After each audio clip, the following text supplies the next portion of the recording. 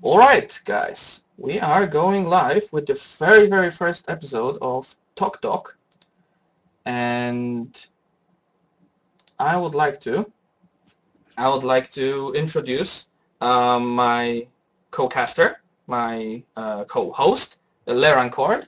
He is an amazing Austrian player, a great deck builder, and he is as well one of the VIP testers. So this is the guy that you should thank for all those awesome improvements and pardon, not bans, nerfs to the cards for all those cool abilities. One of one of the creators of the new sets. Same goes for me. I'm as well in the VIP team. I'm as well helping out. I am the world champion 2012 of Magic Duel of Champions, and yeah. So Rancord, tell me, what are we going to do here? Hey Matrix, thanks for introducing me. Glad that so much people are joining. Um, we're gonna talk about the state of the meta 1 week after the new set has been released.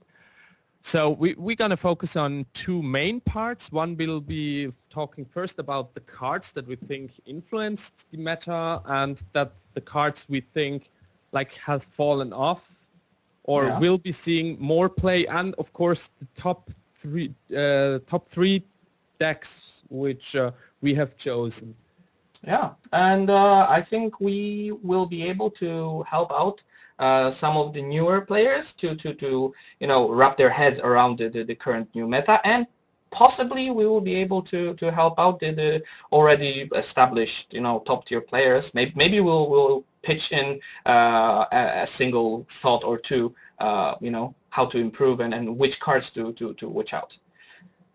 Yeah, at the moment we see people are a bit scared trying out new things. They stick to what is working, and we want to give some input here so people know. Oh, I never thought about this. Let's try that. Yeah, so in general, this is the idea behind the whole series of those episodes. We will be trying to do them more or less regularly whenever we will feel like there is a topic to talk about, or whenever there is a change in the metagame happening. We will do it then. It's not something very regular, but it's kind of a call from the community. Hey, we think important things are happening, and we would like to be vocal about it.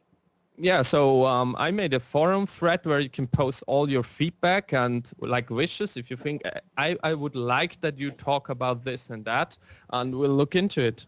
Yeah, definitely. As we both are casters, but we are not really we're not really so extremely experienced, especially in doing dual casting. We had this awesome spoiler video of the Herald of the Void. Um, but yeah, we will definitely appreciate any sort of feedback. So with that, I think we just start off with the cards we have picked here. Oh, definitely. Tell us about the three categories we have chosen and why we have chosen exactly three categories. So we have chosen the categories of influential cards. I think there is a set of, or a number, let's call it like this, a number of cards that single-handedly are changing the meta and single-handedly are um, making everybody have to adjust to them. Or maybe not even adjust, but giving a one-card answer to some really big and annoying threats that we couldn't really deal with earlier on. So that's the first category. Second one is the cards that lost influence. Meta shifted really rapidly, right? Yeah. And yeah. We've seen some cards falling off in our experience, which have been seen much more play before. Yeah, exactly. And we would like to touch this topic as well. And the last third topic of the cards part of this talk is potentially on rise. Those cards maybe not are being used so much at the moment, but we recognize them as something that can really have a huge impact on the game if the correct decks are invented with them. Exactly. So why don't you start with the first influential card, Rancord?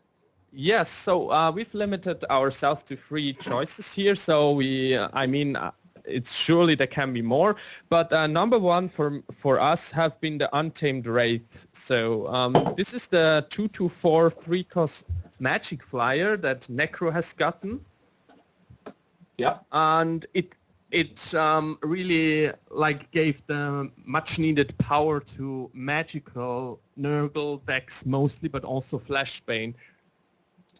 Let me just bring up the card. Yes, the Untamed Wraith. It's just, I mean, if you look at it, it's nothing very special, right? It's nothing that makes you go, wow, this is a cool ability, Yeah, it's right? a common card, right? Exactly. But if you look at the gap that this card is filling in the Necro mana curve, at 3, a flying magical incorporeal drop. Well, this is something that has not has not been seen so far, and this is something that yeah, it allows you to have a purely magical curve from 2 to 4 drop.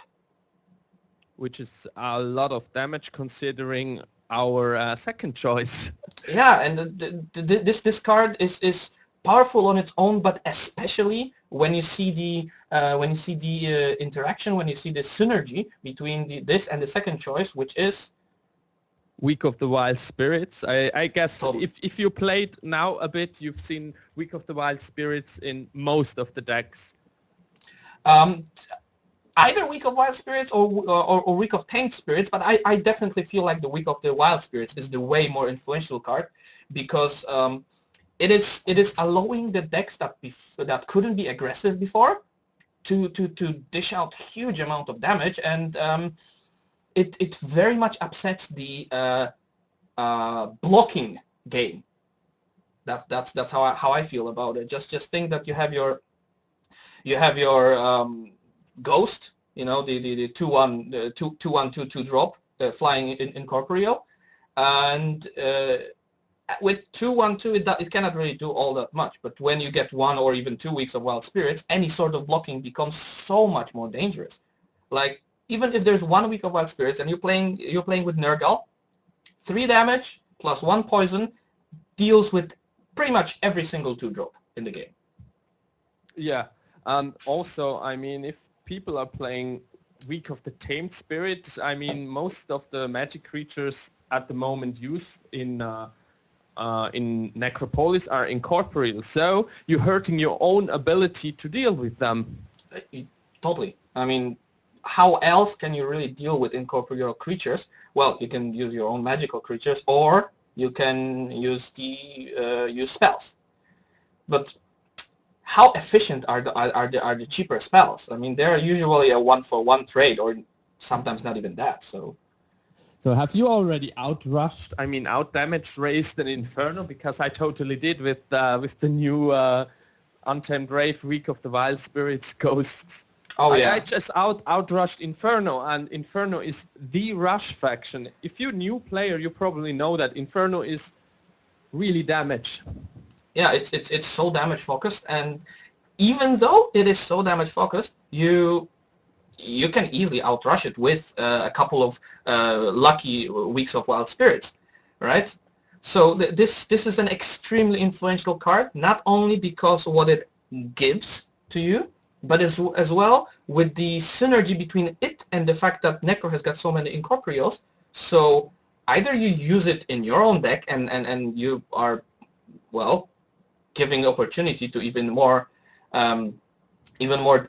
damage for those magical creatures, or you don't use it and you can't really deal with them efficiently, right? Yeah, I hope actually that we see Inferno has a lot of magical creatures on the 2-drop and the Caller of the Void on the 3 and Lilim on the 4-drop. I hope we will see some of those rising up once the people start trying it out. I see a big problem here though, because incorporeal creatures are so great at blocking that you don't only have the potential to dish damage, dish out damage, but as well it is a safe potential to do so, because you're almost guaranteed that your creature will not be killed, while a Lilim, pardon, not a Lilim, Succubus or Caller of the Void, both of them can easily be taken out, because it's just 4 health. They are not really good blockers. So that brings us right to our third card, which is dealing with the board, actually. Yeah, totally. I think in Classic calls it Mini Armageddon, but it's actually called the Forbidden Flame. It's the epic fire magic card, which has been introduced with the new set. This card is so powerful, I can barely express it. It is a mini Armageddon, but at the same time, it is so much cheaper. And the fact that it is unique doesn't really make it so much worse, since having one copy of it and Magical Peddler, which fetches it to your hand. Well, it's not a problem to have a take out Armageddon. You know, you call in your favorite pizzeria and you say, yeah, I'd like 1 Armageddon pizza, please. So the board is clean, and you know, you can use it in basically any deck, because any deck that has fire magic and has 3 mana, 3 magic requirement. Any deck can curve up to 3, right? That's not really... Exactly. Until now, many decks had problems, like if they lost board control early, they couldn't like return it, because Fireball has always been not so good against skilled players, like really wiping the board, right? If you can play a good Fireball against a good player, you're probably gonna lose anyway, because he suspected that. Yeah, that's true. Fireballs are quite easy to dodge. And since they are not a full board effect, it is just a you know, point target with a cross, and there's so much responses to it, and it's not only zigzagging, right? You can play the Path of the Ancestors, or you can play the Day of Sanctuary. Yeah, and you're pretty much safe. Exactly. So what do you think? We've seen quite a lot of heroes with fire magic now. I mean, like every faction except Sanctuary has fire now. Mm-hmm. So I guess we will see more of this card in more different decks. I'm guessing if you are playing a hero that has fire magic, if you have this card, you are going to play this card. Really? Yeah. It's that powerful. Much that. Even if you're playing a quite creature-heavy deck, well, it's your choice when to use it, right? Especially that unique spells cannot be stolen with Spell Twister. That's true. I mean, there's not much the enemy can do. It's just coming, and well, maybe you're using it in Stronghold with magic resist and can limit the damage you take even more, or using the Earth unique. You never know. There's a lot of potential in this card, which is why it's on the list on the influential cards we have seen until now in the meta. Yeah. This is subject to change in the future, of course. Yeah, totally. Because the meta at the moment is very volatile, and they are. But by day, I mean the decks in the meta and the proportions of decks in the meta. They are subject to change. It's definitely going to evolve, as some counters are going to be found, which will cause deck types to decline, and with declining one type of deck, other ones will be on the race, because it's, you know, if there's a niche, it's going to be filled out, right? Exactly. When the people get the cards, I mean, we have to think that not everybody got all the cards available. So some people have probably great ideas, but do not possess the card yet. So that we might be just one pack away from a new awesome deck. Yeah, that is very true. So let's move on to the cards that we think lost the influence, and why did we put Dark Assassin there? I mean, obviously I've seen chats and streams, and it's always people talking about, oh my god, DA is so strong, I cannot play in highest tier because I do not have DA. Why did we put him there? In the moment, Dark Assassin becomes so incredibly weak for 2 reasons. First reason is the rise of necro-incorporeal magical units, and then Dark Assassin cannot do much against an Untamed Wraith, or even against a silly, pardon, a silly, what's the name of this guy? I apologize for forgetting the name. Against the silly Lingering Ghost when it's played by Fleshbane. It's DA becomes useless in this case. And secondly, it's because of the predominance of early game board wipers like Earthquake, like Insect Swarm, or like Forbidden Flame. Yeah, and as we told, there is more fire, so obviously there are more firebolts. And you don't want to risk losing the board right on the second turn, right, by using the Dark Assassin, while you can use like something, let's say like a Spring Spirit, for example, which uses the wild spirits and gets equal amount of damage. So it's just a safer choice, right? That is very true. Moreover, with the nerf to Siegfried, oh, totally. He now has to activate his ability to have a 403 pure OP Dark Assassin. This is a tough choice, right? If you're going second, do you really want to play this ability? Even if you go first, right? I mean, do you really want to play this ability? And have your Dark Assassin 402? Do you want to give up on curving up with your might, or maybe Destiny? I don't know. Well, I could be, but on the other hand, maybe I want to play my Wolf Captain and I need the 3 might. So I'm not as free to do what I want as I've been before. And I think that's actually a great thing, that you have to make a choice. Do I want to play like this or so? So the Dark Assassin is a risky unit, but it can still pay off. But just considering the whole meta, he's lost a bit of his influence. There's a third reason for his influence being on decline.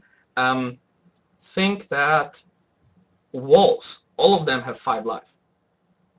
Oh, so yeah, the walls. Even though if they don't kill him, like, well, at the moment it's only Sanctuary Wall that cannot kill Dark Assassin, but they take him out of the equation basically because any other wall can block him and maybe kill him. Oh, okay. Necro Wall cannot kill him either. He's got it's got one retaliation only. Yes. The other ones can, but on the other hand, the Sanctuary Wall. So the name of it is Waterfall Guardians. They have hypnotize, which just no more mobility with that Dark Assassin, and since he's got only one might requirement, Ishuma can play Waterfall Guardians for hypnotize to make him immobilized and just kill him outright. Yeah, so there are just more options to deal with him safely than before. Plus, there are also so many good things to play instead of him, which are safer and have like more use than just like this glass cannon. So I guess that's why we chose him here. Yeah, totally. The second card is? Yeah, second card, Time Jump. What do you think about Time Jump? I feel that Time Jump just... I love this card still. It's very powerful. It's the ideal finisher either for Ariana or Kieran, but well, the meta looks different now, right? You don't see Arianas or Kierans all around as special Kierans as you used to see. Yeah, I think it has mostly to do with the Kierans going away, that you don't see that much Time Jump, because yeah, he was like the prime finisher for Kieran decks. I mean, he could still be, but at the moment I didn't see any Kierans. I doubt they're performing that bad, but there hasn't been found a really good deck until now, or at least we haven't seen it. That's very true. And with the predominance of the creature-based decks, finishing their curve up on 4 might, it's very hard to deal with the swell of creatures like that with just a control deck, like for example Ariana, and in turn Time Gem doesn't really save you as it used to, right? Yeah, I mean, it's not. I think Word of Light is really good dealing with the ghosts now. A lot of them are floating around, but it's just a risk. You put too much effort to reach that point, and you probably lost the board control to like the magic creatures, which overwhelm you. Exactly. And just think you might get a magic resistant crusher or maybe some build of sanctuary using Mizukami, and it's even worse for you then. Yeah, it's going to be a big problem. Yeah. And the third card. Third card is Gold Pile, and I want to explain that for two reasons. First of all, we have a lot of early game creatures which really are good enough, so you don't really need to use that extra card. And I think in the spell meta we see a lot of more of Week of Texas, right? I see so many creature spell decks that by default used Week of Texas as their other Passive event. Yeah, passive event, exactly. That gold pile becomes totally useless, and the speeding up effect. Just think of Zorm. Zorm was really much relying on the fact that he gets that gold pile on turn 1, for example, to be able to play a DA, or maybe crazy 2 gold piles to be able to play a Juggernaut. And then he gets a wall, and all the tempo is lost, and he is 2 cards back. He's in a really big card disadvantage, which beforehand was being made up for by the unblockability of that creature. Yes, exactly. Also, we see some heroes now, like some heroes that had passives before have to use now, for example, Siegfried. I've seen gold piles there, but you probably need to up your might or use your abilities. It's not just the brainless I include and have a 1-drop anyway. I think it's just gold pile is best in the early game, and when so many Week of Texas are around or answers against your stuff, then it's becoming really hard to use effectively. I mean, gold piles have never been played as a card that would be ever useful, even in mid game. Yes. It's always been the early game boost to get establish the dominance, and now with the different options to choose the defensive creatures that actually can survive long, it becomes totally useless. Yeah, I mean, I would hate to deploy my gold pile Juggernaut and just see a bloater next to me. That would be that makes the whole coup useless.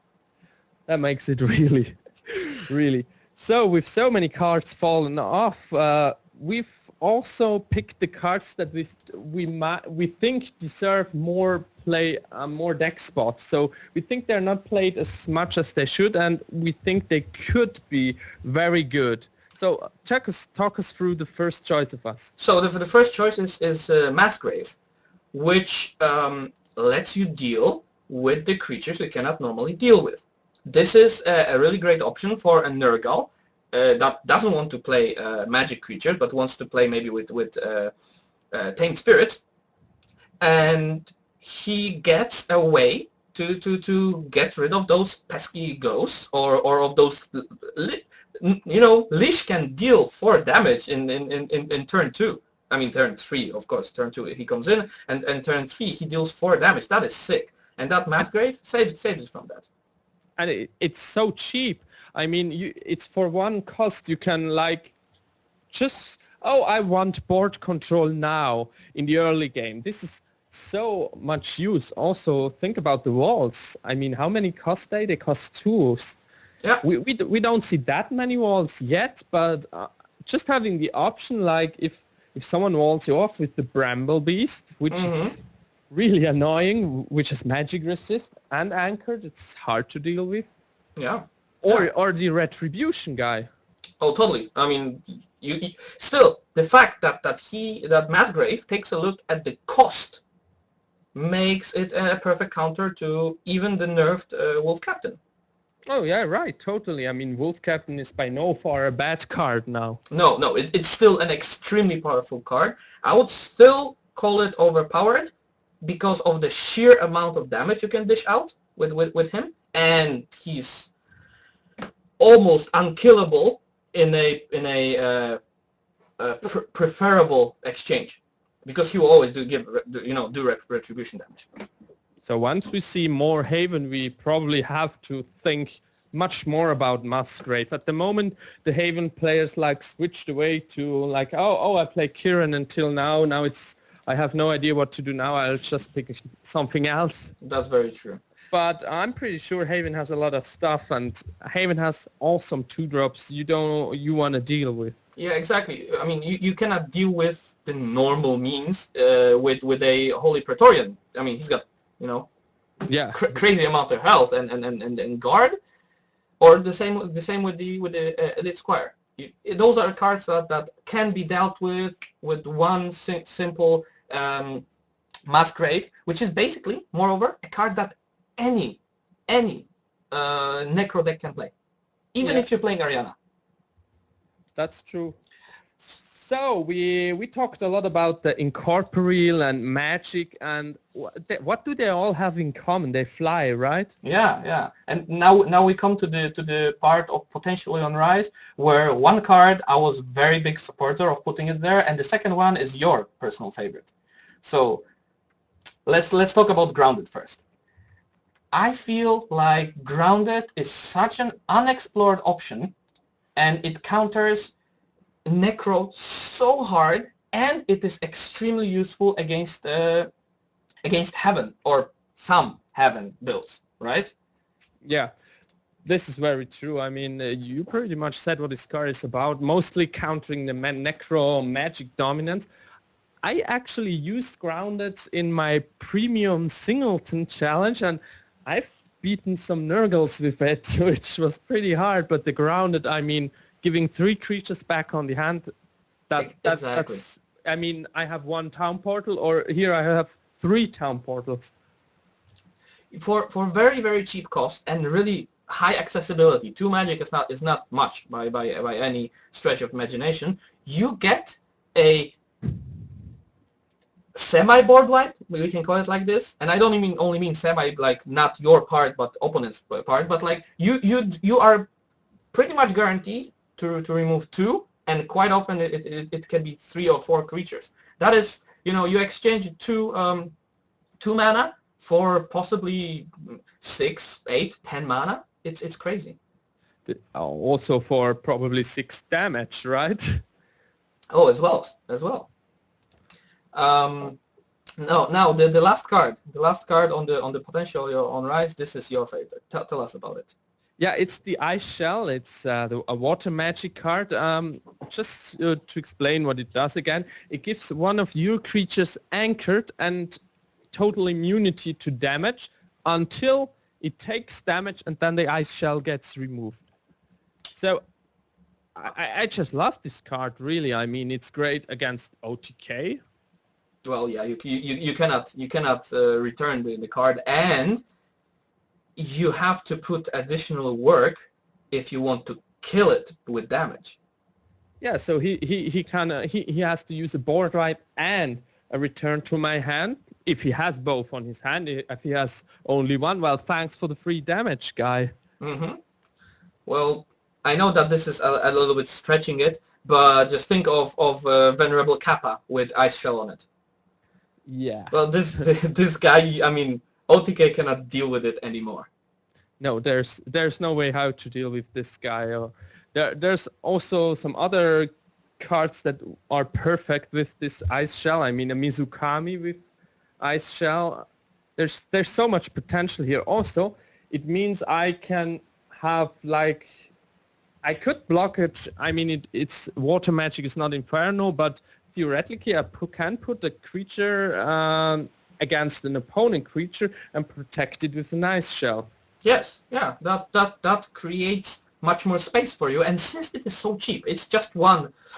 Pardon, it is just one cost.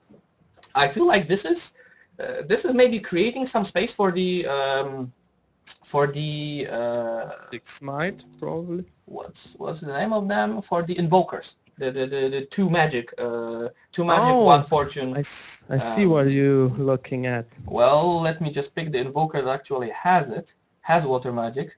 I don't want to look. Psycho. Yeah, it's okay. It's only Kaiko Well, Mother Namturo and also. Mother Namtaro. Yeah, but Mother Namtaro and Kaiko could benefit from it just because of the fact that they do have the starting two magic. And I think it's not a dead card against non-OTK decks. I mean, it protects you from Kelthor ability for now.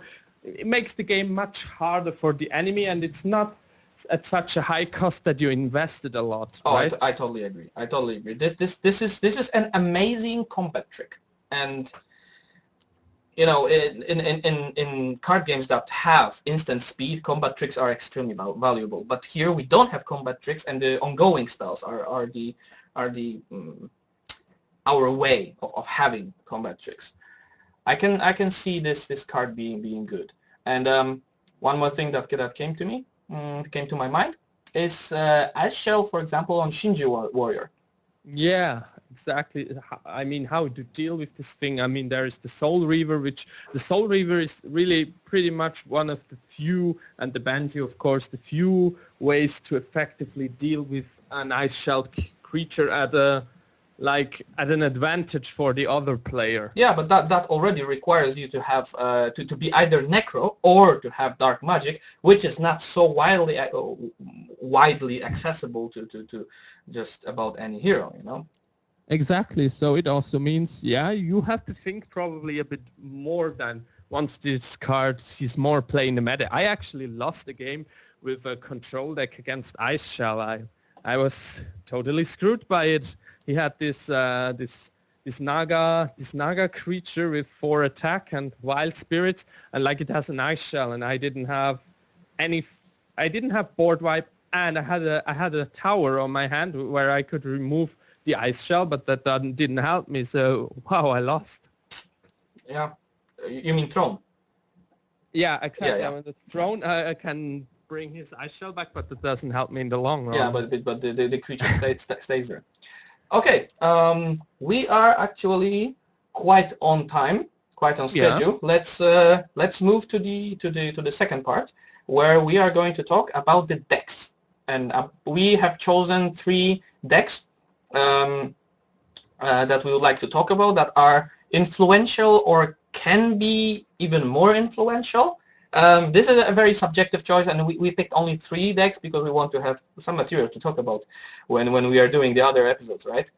Yes, exactly. Also, we picked, like, in some cases, just some example deck lists. So there is always room to improvement. So we're going to talk about the cores of the deck. So if you want to try one of these decks, we're going to tell you which card you should let in the deck and what you may have to explore. But by any means, those are not the best deck lists out of each archetype. Those are just good points to start, and then tinker with it.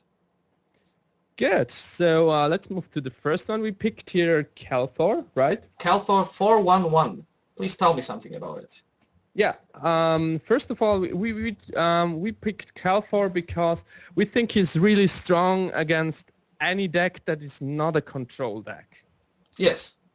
What did Kelthor gain with the? I mean, obviously, if you look at the deck list, there's not too much new there's not too much from the new set. But what did he gain actually?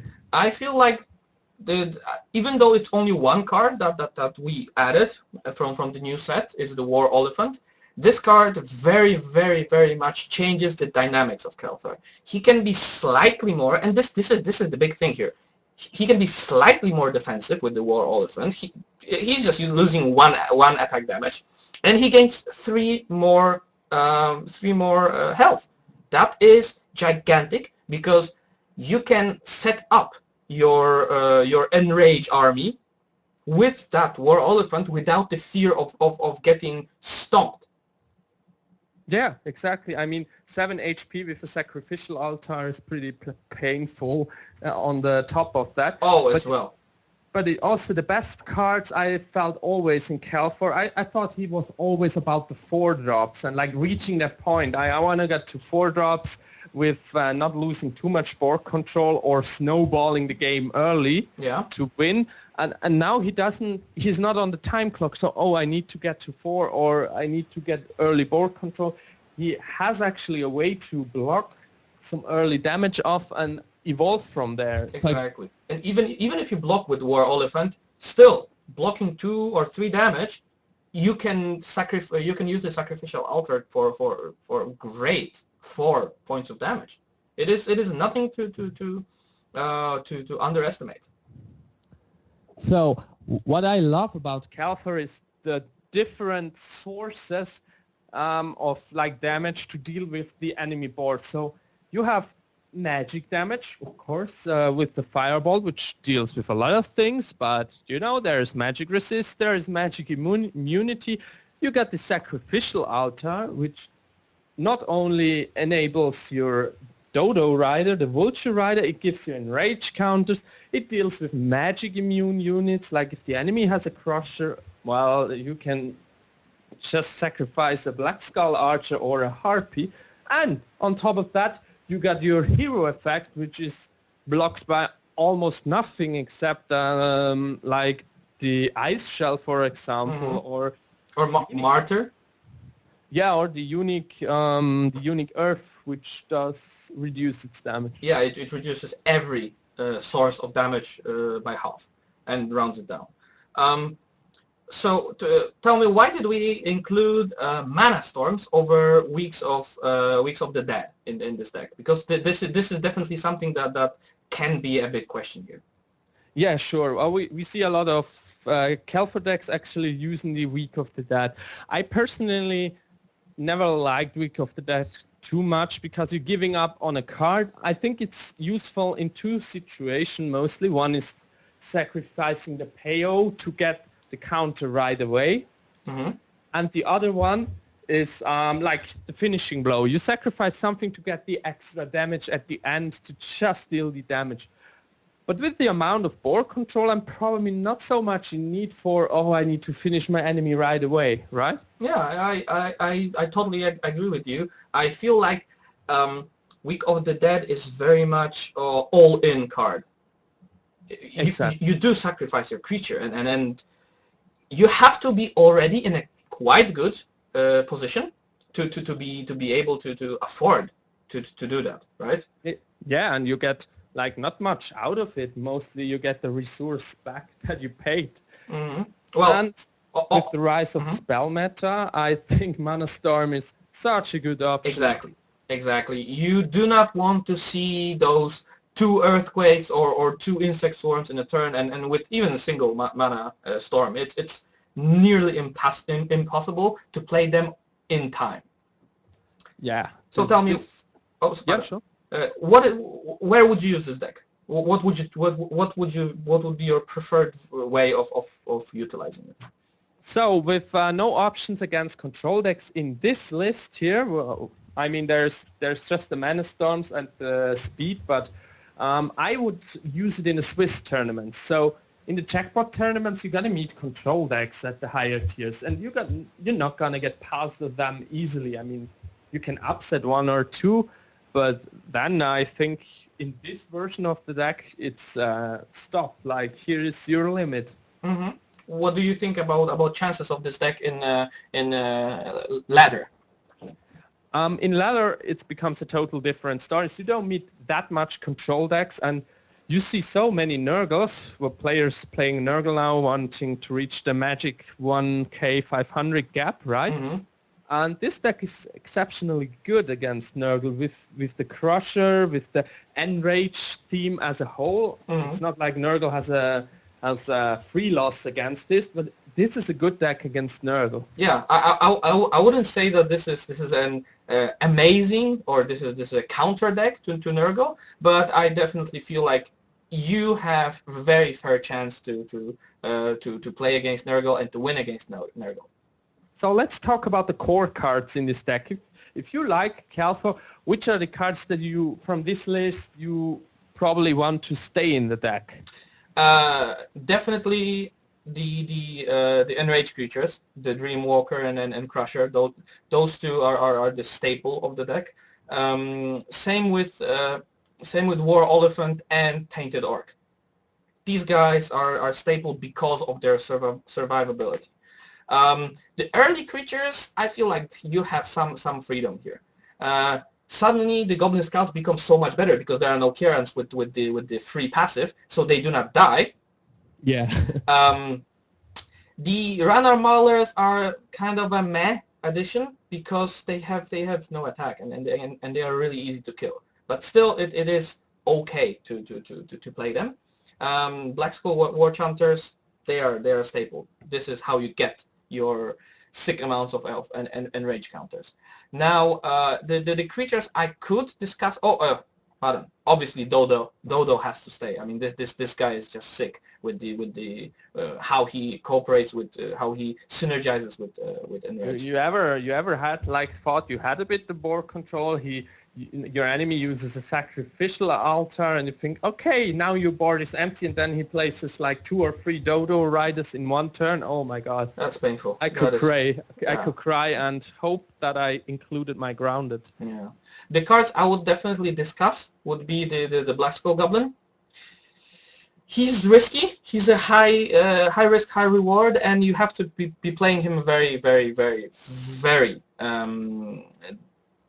with well thought through situation. And the Runner Harpies, I know that many people consider them staples, but I do see possibility of exchanging Runner Harpies and Black Skull Goblins, maybe for DAs, maybe. Maybe for Goblin Hunters. Yes, Goblin Hunters. That's a preference thing. So we also have the Bramble Beast, which gives you a more controlish. So if I go Bramble Beast, I probably drop the Goblin Scouts because I'm probably more going for a controlish build, and then maybe include the Blood Frenzy Wyvern or the, how is it called, the Black Skull, the Warlord, the big guy. Oh yeah, Black Skull Clan Warlord.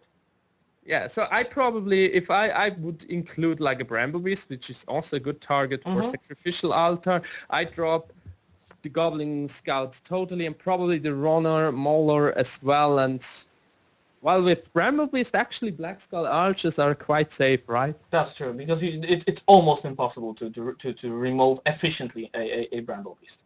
So last thing about this deck, what do you think if you face control? What are the cards you can look at dealing with control decks, and I mean control decks that are not actually having creatures on the board? To be honest, I don't see really any card that could fit in this 4/1/1 build. There's the one Cosmic Balance in the events, of course, it can help you. It's not a free one, and totally. Maybe you can trigger a Dodo Rider with that as well. You never know. Well, yes, you're right. You can add the Cosmic, what's the name of it? Cosmic... balance is no, it's not. Realignment, you mean? Yeah, balance. Yeah, you're right. Pardon. I was thinking of Cosmic Balance. Yes, the event. 4 mana deals 3 damage to you. Everybody discards down to 6 randomly. It may, but from my experience, it is not something that. It's not enough alone. Yeah. There's a question. What about Lightning Strike in 4/1 Kelthar? What do you think about Lightning Strike in Lightning Strike is for Magic, right? No. Or does he mean it's new one? Yeah, the new 3 cost 4. Let me just get the 3 cost 2 magic air spell. Well, to be well, in this version right now, of course not. I think actually you have enough things to deal with the enemy like that.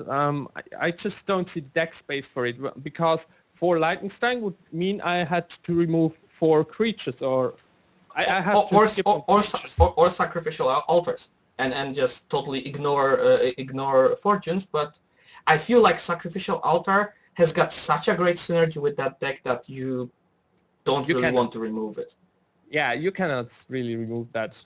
And yes, I meant that the lightning strike is 4 damage, 3 cost, 2 magic. I'm not saying it's a bad card, but what I'm saying is that it is changing the totally the way you play this deck.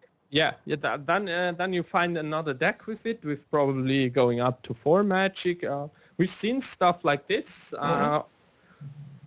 I don't. I think at like you're losing things, like you're losing the effectiveness of this deck, making it more random, and you're not gaining like the answer to control decks, which I feel is the only problem Calthor has, right? Yeah, that's very true. Let's move on to the second. Well, we cannot really call a second deck because it is not one deck. It is 3 versions of Nurgles. Yeah. Which are we starting with? I think we start with the 631 because we've seen a lot of like talk about banshees always. So what is the main idea of this deck? Well, just to be mentioning the core cards you see right away, all until Atropos is mostly core. I mean, all creatures until the Atropos are core card. The main idea is to win by getting board control and keeping board control, and like using the Week of Wild Spirit to dish out ridiculously amounts of damage for a deck that can actually defend that easily. And with the flyers and life stealers, you're not really afraid of your earthquakes, and the life stealers allow you to not to really be afraid of your own insect swarms. Exactly. So that's really there's not so much special about this deck. It's just so effective because you block, you have different sources of damage in normal, so you're not, if enemy has magic resist, you have the Banshee to deal with something, you have the infect counter from your hero. And moreover, as soon as you have Banshee on the board and a Tropos in the graveyard, you can do some beautiful tricks with Rite of Necromantic Transfer. And Epigraphic Toad is saying that this is not 631, this is 632, because Rite of Necromantic Transfer has 2 destiny requirement. That's very true. I apologize for the mistake. So you play your Banshee, you remove a creature. Maybe next turn you attack with the Banshee, then you sacrifice it with the Rite of Necromantic Transfer, get your Atropos back from the grave, play your Atropos and get the Banshee back, or 2 of them maybe. So we already, with the 632, we already touched the weakness of this version, right? You need a lot of requirements to play everything, and there's the possibility that you don't get the right cards at the right time. Yeah, this deck is it is very vulnerable to bad draw, and it is very vulnerable in the early stage of the game. Basically, what you're trying to do is you're trying to survive the early stages of the game to establish total board dominance in the later stages of the game. So let's see what we could else do with Nurgle. I mean, we've seen now that you have probably the best late game here. What Nurgle could offer, you could offer with the Banshee. I think you can even deal with a lot of 6 might drops. Yeah. So, but actually one of my favorite versions is the 4-2-1. 4-1, the version by. So. Oh, that's your version. No, it's not. Creature Swarm by TSOHG63. I mean, he put it up on the.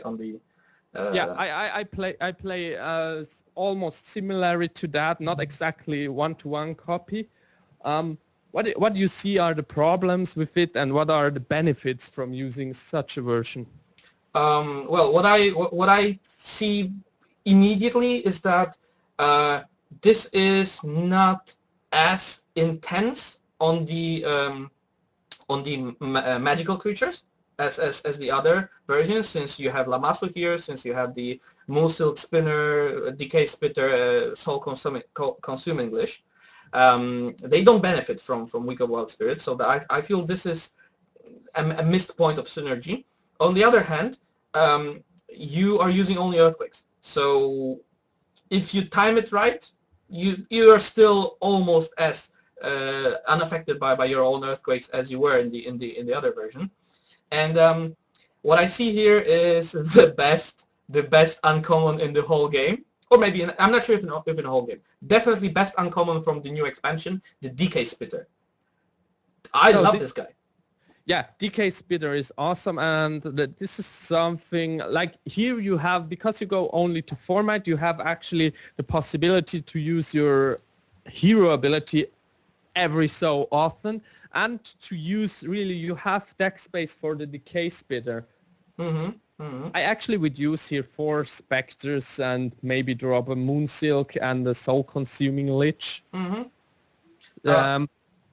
I feel that this is a good adjustment to have two more Vengeful Spectres, because they work so well with the week of Wild Spirits, right? Yes, actually this deck has no way to deal with controls either. So this is more a Swiss tournament than a jackpot deck, right? Totally. This is not a deck you can be in tier 1 of a daily tournament unless A, you play a lot, like really a lot, and finally you get your streak all the way up to tier 1, or secondly, well, you're extremely lucky and you just don't meet any hard control decks. Talk us through the Soul-Consuming Lich. I mean, he seems like a weird card. We haven't seen too much of it.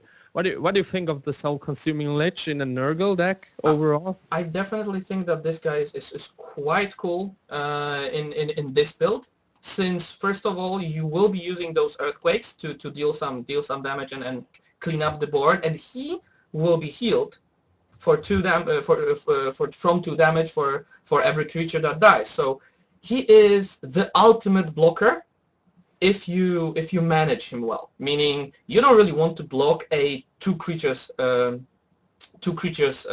line with him, because then, well, he can just die.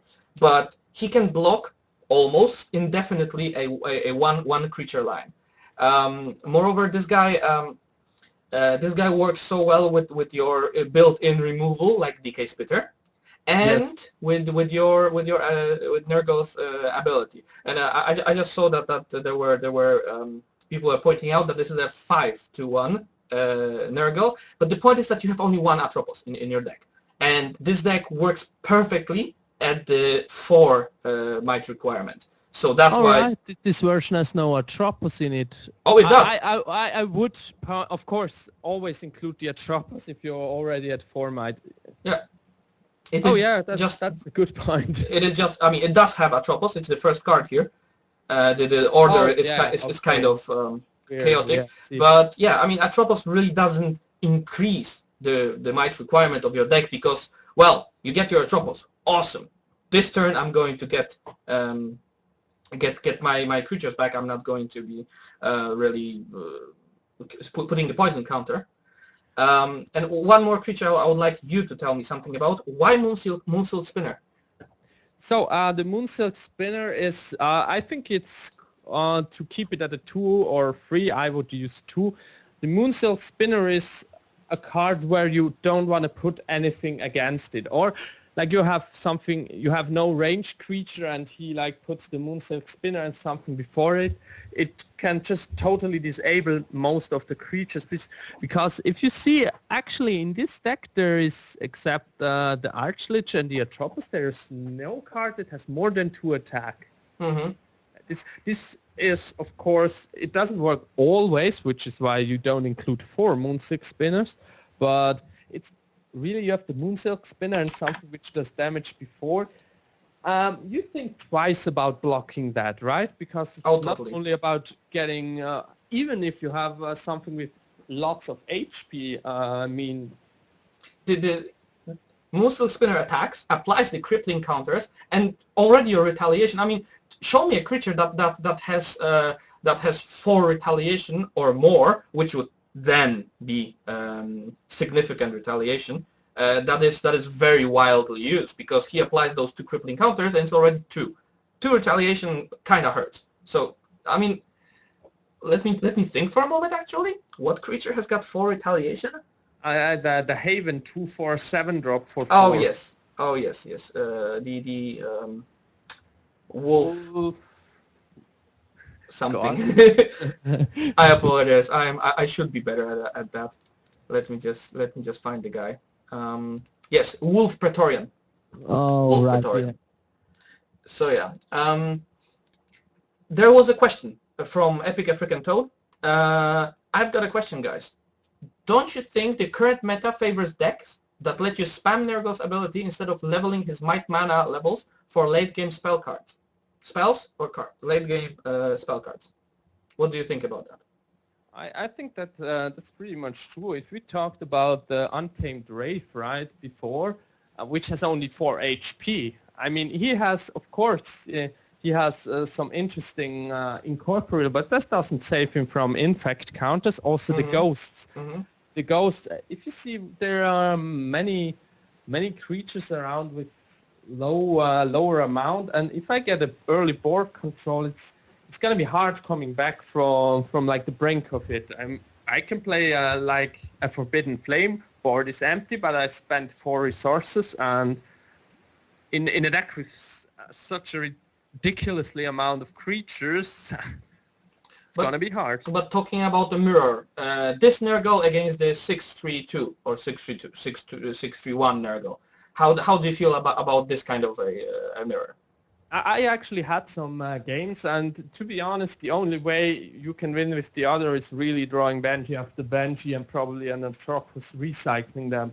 So the only game I lost in a Nurgle mirror with this build is where I had a single Decay Spitter and my enemy had 2 Benjis plus an Atropos. So he effectively used 4 Benjis in this game. Yeah, yeah. So this this deck has got a huge advantage, and if you in the early mid game, but if you weather the storm, you definitely, pardon, not definitely, but you have very high chances of winning with the other version. So all in all, I think this version is more efficient. Great. So let's move on to the third version of it, which is probably the most played, I guess. Yeah, I think so as well. This deck is this deck on mmdoc.net is created by Trupichel, and he called it Aggro Control, aka the new Kieran. So tell me something about the deck. Well, this deck is actually it's quite similar to the Banshee version, but with the exception that you use the town portals instead of the Banshees, and since you don't need the how are they called, the living nightmares, you got some more deck space to like what he did now is the 2 Moonsill skeletons, which I'm not a big fan of, but the ability to like be effective at cheaper requirement cost and having answers against some against some control decks with the Musty spells, like makes this probably the most consistent version. So this is probably more the checkpot version of the Nurgle. Yes, I very much agree with you, because even though he doesn't really have some amazing counters to the those absolute control decks, he does have those mass dispels and one sloppy turn, and you just lose. You totally you get overrun by this deck. Exactly, and I think that's kind of the thing. If you got the pressure on once, you're just gonna run away with the game. All right. So there is first question. I'll actually take it from Kaji and not in the chronological order, but it's exactly a question here about this version of deck. Why are there no Decay Spitters here? Okay, so I didn't create this deck, but I would probably remove the Moonsilk skeletons to use 2 Decay Spitters at least. The thing is, the Archlich is a must-have, because Archlich alone is a very strong card, and with the Week of the Wild Spirit, he becomes like amazing, Mm-hmm. and the Vengeful Spectre fit the theme more than the Decay Spitter. Mm-hmm. So it's just a question about deck size and space in the deck. So I actually see the two Moonsilk skeletons like being one of the few options to remove here, or maybe Mm-hmm. a cut one Well, town portal. I see the point of Moonsilk Skeletons being the ninth and 10th 2-drop, and you if you miss out on your curve, if you miss out on your 2, 3, or 4 drop, okay, 4 maybe not necessarily, but 2 or 3 drop, you're kind of dead. You cannot miss out on your curve. So I see a point, but yes, I would like to include the Decay Spitters as well, maybe at a cost of 2 Monster Skeletons and 1 Vengeful Spectre, and maybe one Town Portal, something like this. Yeah. There's a question from Shikos. Do you think Nurgle will keep his strong place in this meta, or after discovering new ones, he will get a bit weaker? So what do you think are actually the cards at the moment to deal with Nurgle? I mean, we have to think what is strong against Nurgle. Let's start by thinking about cards that are actually very good against Nurgle. Well, Forbidden Flame is good against anything that's got creatures in it. Yes. But I think that Insect Swarms are amazing. But at the same time, they are not as amazing as you would like them to be, because just look at the HP of those creatures. The only creature that is removed by a single insect swarm is the Lingering Ghost and the Moonsilk Skeletons. I'm not mentioning the ghouls because they are not really the threat. So Grounded and Father Sky, those two cards wreck this deck totally. Yeah, and not only that, I mean, we talked about the Decay Spitter. There is a light card called Purity. So the bad thing about Purity is that it actually only helps against Nurgle, obviously. But yeah, there is Grounded, Grandfather's Wrath. I mean, he clears the Archlich and every of his flyers. And the flyers are actually dead. They're not coming back. Exactly. And just think about one more implication of playing Purity. You play Purity, he plays his Decay Spitter, he has to put the counters on his own creature. Yes, I mean, well, and if he doesn't play it, maybe he has not enough cards to, like, just miss on playing a creature on the board. Yeah, so all in all, do we think that that Nurgle will be a little bit less popular? I think he's gonna stay popular for now. At least I can't see him losing off too fast. I mean, there's still a lot of players like climbing the ladder now, which are like not as experienced as others, and you find enough wins with Nurgle. You will find enough until like a really good counter deck has been like published. Yeah. If I find a counter deck and I tell no one, who cares? I mean, that's not going to change anything of the meta, right? Exactly. Maybe you will be winning more, but the meta will change only when the new decks are hyped. So all in all, I think Nurgle will become weaker. I don't think he will phase out totally, but I definitely think he will become weaker. People got to think about Week of the Tamed Spirits, Grounded. I mean, Cassandra has Grounded, Week of the Tamed Spirits, and Purity, and Ishuma has an amazing ability, Strength of the Sea, and Purity, and Cleansing Light. So she's got like everything. We will see. We'll see. Okay, we talked a lot about Nurgles. Let's move to the last deck. A deck that is hated by many, a deck that is, in my opinion, the single most effective and efficient deck in the whole metagame at the moment. We cannot talk about top tier decks without mentioning it, right? Totally. It's Damiria Slowpoke, as some people would like to call it OTK, because it includes thrones and altars, and it does include new reworked towers. But that's definitely not an OTK. This is I mean, the name is Slowpoke because you slowly every turn try to dish out a little bit of damage to get you closer to the moment where you can finally play your tower, play your altars of destruction and kill. I'd prefer Burn deck, but I mean it's in Klaas's name and it's the deck he created. Congratulations on this very powerful deck. Yeah. So I guess well, we leave it like that. Yeah. So tell me what makes it so effective. Well, as I'm playing a lot with this deck, because it is so effective, I've got some nice experience how to play it and what are its strengths and weaknesses. What makes it so effective is that you have sick removal in your insect swarms and the Forbidden Flame. Your earthquakes are actually way more often sort of a firebolt that is a little bit more it obviously does something different, right? Yeah. It's more just get rid of the DA early to not eat too much damage. Exactly. And then if you survive to your turn 4, you can start 3-4. You can start doing stuff like broken bridging the expensive creatures, or just stalling with your Altar of Shadows. And well, still there are some counters, and actually recently encountered way more counters to this deck than well 2 days ago. People start playing Minor Recall, which is super annoying. When you play your Altar of Shadows, which in the later turns means you pretty much wasted your whole turn because you cannot cast anything else.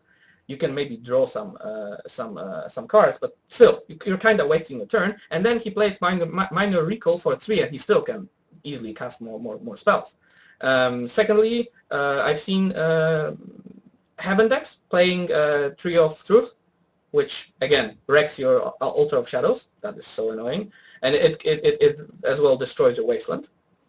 Oh my god, Wastelands, yeah. Yeah. So I already talked about the very early game. What you try to survive with maybe some Stone Shield, or you get to your turn 5, 6, maybe 7. You play your Throne of Renewal. Obviously, you wipe the board, and yes? Let's talk about the damage this deck deals. So we have like potentially 2 or 3 damage from the Week of Austerity. I mean, 2, 3, 4 damage. That is the usual number. So that's, and the payos alone are 12 damage. Yeah, just spells without any kind of tricks with them. That's 12 damage if we count it this way. And now what makes it so much better in the way of dealing damage than Nergal OTK, which cannot be played anymore because of the change to the tower. It's not 5 cards, but it's 6 cards, and you don't only deal the damage, but you also discard down to 6, which is a huge change and a big nerf.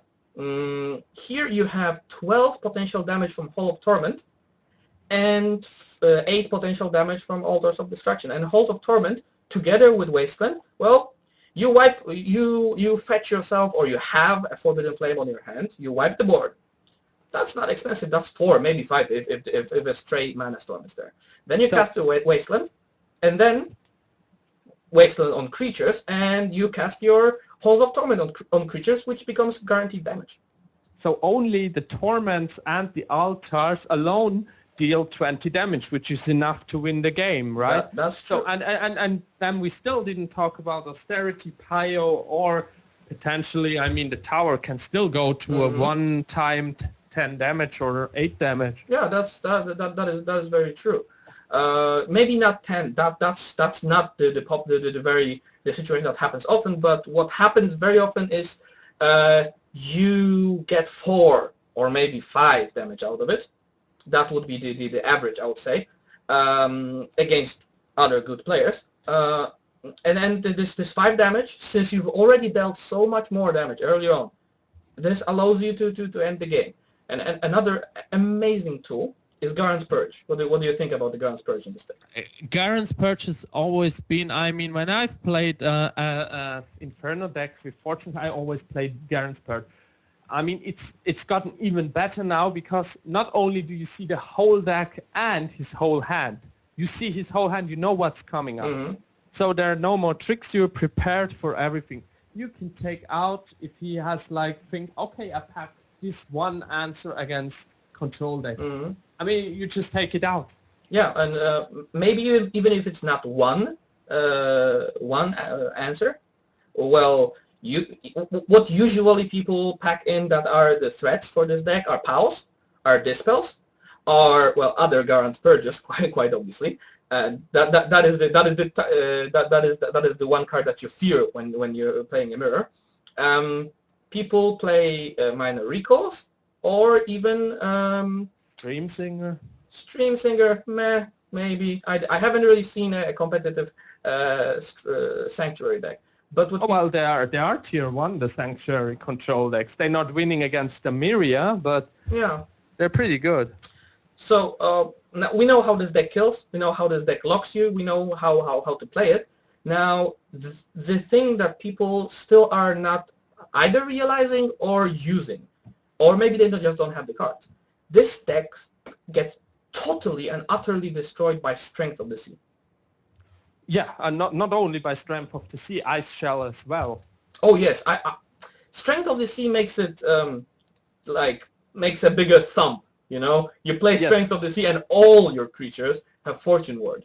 You're kinda screwed if you cannot really dish out this huge damage in one turn to wipe the board. But still, the Strength of the Sea is there, so you will be able just to wipe the board with your spells, and they are very limited. The number of spells is very limited. And Yeah, and I could play a Magic Resist creature with Strength of the Sea. oh, that's Now, such a pain in the... Magic Immune Mizukami, it doesn't work You can for play Mizukami. Stronghold has no water magic. But So basically, even a Crusher is already so hard to deal with because your Insect Swarms deal 1 damage. Your Earthquake deal 1 damage. That's really hard. so there is the water magic which crosses this deck, and not only the water magic, the earth magic is pretty well against this deck as well. Because I actually lost a game recently, and the enemy used Earth's Grasps and Stone Shields. Oh. So both together is a huge pain. I mean, Earth's Stone Shields, if he gets 3 out, that's it's already 6 damage out. Mm-hmm. At least. I mean, it could be more. And Earth's Grasp, how do I deal with Earth's Grasp? My Payos are just useless. Yeah, that is true. And since you don't have access to any sort of dispel, there's no realistic way how to deal with it. Let's take a look on a couple of questions. Sure. Red Ghetto is asking, what about 2 to 4 revised tactics here? I think this deck works even more effective with that. What do you think about it? 2 to 4? 2 or 4 between 2 and 4 revised tactics. In the control deck? Mm-hmm. I don't see much the point of it because I don't have a card which I want to remove from the deck. I mean, that is quite true. That's the thing I have. If I have like those silver bullets, I think revised tactics is awesome on removing your 1-drops later or removing your silver bullets, right? That you can't use. But I don't have any silver bullets here, right? I want to keep my cards. The suggestion is that you might want to remove your earthquakes, and you might want to remove other revised tactics with the ones that you play. But there's no space in this deck to do that. If I remove the other ones, I don't see a point in like putting them in there first because those cards are needed to play the deck. Mm-hmm. So I can go +4 cards and remove the revised tactics and replacing it, but it does nothing. Yeah, it's actually the same by us not even playing them, and it's worse. So I don't really see revised tactics being in there, though if somebody fits them, I'll so gladly see it working. So I've heard you've done something with the deck for the mirror match. Oh, I have, but that's my secret. Why? Okay. Why do you want me to tell my secrets? Okay, it's not really. In on the stream anyway. It's not really a secret. I recognize that in this matchup, the single most important card is the Garant Purge. If you play the Garant Purge on enemy pals, you remove a crazy amount of damage. So what you can do, you play one Maws of Chaos really early on. You can play it already at 4 mana, where you cast Observatory to fetch the Maws of Chaos and remove enemy's Garant's Purge, which makes it so harder for the enemy to mitigate the damage. Yeah, that's actually a good idea. Yeah, I feel that this including this one card on top of what we already have, that could make it a much better, much more. It makes your position better in the mirror. It makes it upping your chances. So next question was, let me just take a look here. Yes, how to counter this deck? How to counter this deck with Inferno other than using Garant's Purge? What do you think? Well, the options are a bit the same. Of course, what you can do is using the mirror deck, not control, but just the hero itself, the hero ability, where we haven't talked about the hero ability now, but actually every card here I can clear away. I can just use it every turn because or you are forced to use the damage and cannot use the blocks or whatever. This is one option, and Inferno has an insane amount of discard. I mean, Pit of Hate, for example, dish out your board, place an Altar of Destruction, your hand is down to 1 Pit of Hate, you play it, bam, and the mirror is probably dead by that point. That's the same. That's the reason why Cosmic Realignments are not so efficient, because you discard cards but you give 5 new. And this is not the sort of I hoard all my resources to play one gigantic turn deck. It's not. That's why it's not an OTK. But it's a slowpoke because it can really well manage 5 cards hand and still be a huge threat and not lose the game out of that. Now, second thing you can do, not only a Pit of Hate, you put the pressure early on. You keep the pressure coming. I mean, you have to be a bit lucky, and then around turn 4 maybe, or 5, you play one single Twist of Fate. It might win you the game, not because Twist of Fate counters the deck so hard, but maybe the opponent will. I mean, when you look at your hand early on, you see, okay, I have this counter for turn 2, this counter for turn 3, this counter for turn 4, this counter for turn 5. And if an opponent removes one of this string of counters, in the worst case, it will make the game way harder. But in the best case, you can just straight out win. So I guess I would use that Twist of Fate right before the enemy can play his throne. Yes, so definitely. If you get rid of the throne, doesn't get another one. He has problems dealing with your boards. Maybe he has some more stalls, but I mean, he has to be lucky then as well. Yeah. So that's the Damiria Slowpoke, and I think we can sum round up. Yeah, round up, because we are actually 20 minutes over the planned hour. So, yeah, the Nurgles took more time. Oh yeah, they did. Well, those were 3 decks to talk about. So, all in all, what do you think? What can happen to the meta in the next week or 2? So I see actually a potential user, people trying out water magic when they get the water epic. I can see more week of the tamed spirit, and I especially will see probably people thinking about, because nearly every deck has Chaos, I probably see some Earthcrests appearing more than they have been now, because, I don't want to play Earthcrest, I have powers myself, but maybe with realizing what's with also the deck list we've shown, you maybe want to drop your Chaos, get an Earthcrest if you're good enough at board controlling. Well, I'm looking forward to somebody coming up with a nice and competitive deck list for a retaliation deck. Have a retaliation deck that's got potential, I hope. And second, I'm looking forward to somebody coming up with a good competitive tier 1 worthy sanctuary deck. This is what we're missing. Maybe with some cheap fortunes like Wishing Well or Altar of Wishes, was it? Yeah. Wishing Well. Something like this. I hope those will happen. So, do you think we're going to make another episode soon? It, as we said in the, I think we definitely will want to make more of that if there's the room and like really if there is something to talk about. We're not just going to talk any week or so if there's no new stuff. Mm-hmm. It would be interesting to get probably at a later installment a guest here as well. Yeah, So definitely. I see maybe Aza coming over as a guest and having the chat ask a couple of questions, or Emil, the space elephant. Yeah, I can see them being the guests and receiving a couple of interesting questions from our viewers. So let's talk about what we will do now. So the forum thread is up in the general forum. Please post your feedback there. Post your suggestions. If there's something you want for a future installment, then post it in there, and we'll look at it into it. Also, what we're gonna do with the video Matrix? The video will be available on Twitch on my stream. That is obvious.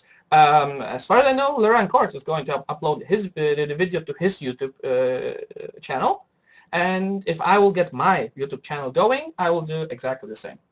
So, and the links will be also posted in the forum thread, so everybody who missed out something or thinks, oh, I have to watch that again, I joined half an hour too late, don't worry, the material is saved. Yep, and we will as well provide a short description of more or less what is happening at which point of the talk, so you don't need to sit through the part that you've already heard and you're not interested in. Great, that sounds good. Yeah, and so in the closing sentences, please support and follow Rancord on Twitch. So follow him on YouTube. Do you have a fan page on Facebook? No, I haven't. I haven't bothered that much with Facebook yet. So my stream is twitch.tv/Rancord, and of course Matrix.Disc. You're watching this here, Yeah. and you should watch whatever comes up here because I say it's a lot of entertaining, and you never see so much beard in one stream, right? Yes, that's very much true. One last question. Where can you give ideas to new themes for your talks? Okay, just open. I send you the link right now, so you can open it. A moment. Mm-hmm.